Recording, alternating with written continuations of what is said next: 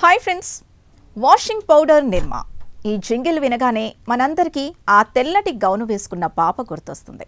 కేవలం ₹3 మొదలై ఇండియాలోనే నెంబర్ 1 బ్రాండ్గా ఎదిగిన నిర్మా ప్రయాణం ఒక అద్భుతం. కానీ ఒకప్పుడు దేశ మార్కెట్ని శాసించిన ఈ బ్రాండ్ ఇప్పుడు ఎందుకు వెనకబడింది? దిగ్గజ సంస్థల ఎత్తుగడలు, గడి డిటర్జెంట్ సృష్టించిన సునామీ ఏంటి? ఆ బిజినెస్ వారు వెనుకున్న అసలు రహస్యాలేంటో ఇప్పుడు చూద్దాం. ఈ కథ 56 ఏళ్ల క్రితం గుజరాత్లో మొదలైంది. ప్రభుత్వ ఉద్యోగి అయిన కర్సన్ భాయ్ పటేల్ తన ఇంటి ఖర్చుల కోసం ఒక చిన్న ప్రయోగం చేశారు. ఈ కథ 56 ఏళ్ల క్రితం గుజరాత్లో మొదలైంది. ప్రభుత్వ ఉద్యోగి అయిన కర్సన్ భాయ్ పటేల్ తన ఇంటి ఖర్చుల కోసం ఒక చిన్న ప్రయోగం చేశారు. కెమిస్ట్ కావడంతో సోడా యాష్తో చవకైన వాషింగ్ పౌడర్ తయారు చేసి తన కూతురు పేరు మీద నిర్మా అని నామకరణం చేశారు. అప్పట్లో కేజీ సర్ఫ్ ₹15 ఉంటాయి. కర్సన్ భాయ్ కేవలం ₹3కే సైకిల్ మీద తిరిగి ఇంటింటికి అమ్మేవారు. మధ్యతరగతి ప్రజలకు నిర్మా ఒక వరంగా మారింది. నిర్మా సక్సెస్ వెనుక కర్సన్ భాయ్ ఒక తెలివైన ఎత్తుగడ వేశారు. అప్పట్లో రిటైలర్లు ఈ సరికొత్త బ్రాండ్ని అమ్మడానికి నిరాకరిస్తే ఆయన కొంతమంది మహిళల్ని పంపి కావాలని షాపుల్లో నిర్మా ఉందా అని అడిగించేవారు. డిమాండ్ విపరీతంగా ఉందని నమ్మి రిటైలర్లు క్యూ కట్టారు. ఇక టీవీలో వచ్చిన నిర్మా గర్ల్ మస్కట్ దేశవ్యాప్తంగా ఇంటింటికి చేరిపోయింది.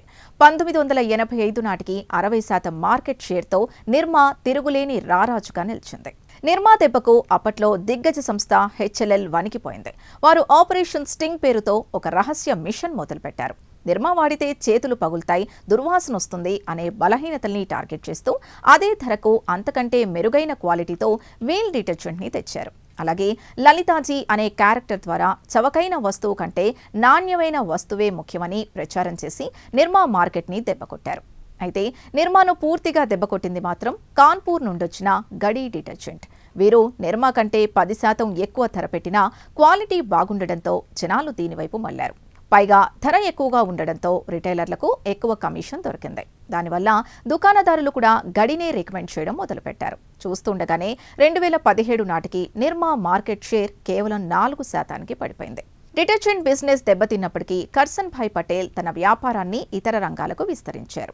సిమెంట్, సోడా యాష్ మరియు నిర్మా యూనివర్సిటీతో ఎడ్యుకేషన్ రంగాల్లోకి అడుగుపెట్టి తన సంస్థను లాభాల్లో ఉంచగలిగారు. డిటర్జెంట్ రంగంలో ఓడిపోయిన ఒక పారిశ్రామికవేత్తగా ఆయన ఎక్కడా వెనక్కి తగ్గలేదు. చూశారుగా, నెంబర్ 1 అవ్వడం సులభమేమో కానీ దాన్ని కాపాడుకోవడం చాలా కష్టం. మారుతున్న కాలంతో పాటు మనల్ని మనం మార్చుకోకపోతే ఎంతటి సామ్రాజ్యమైనా కుప్పకూలక మానదు అని నిర్మా కథ నిరూపిస్తోంది. ఈ సంచలన బిజినెస్ స్టోరీ మీకు నచ్చిందని ఆశిస్తున్నాం. దీనిపై మీ అభిప్రాయాల్ని కమెంట్స్ ద్వారా తెలపండి. వీడియో నచ్చితే లైక్ చేసి ఛానల్ని సబ్స్క్రైబ్ చేసుకోండి.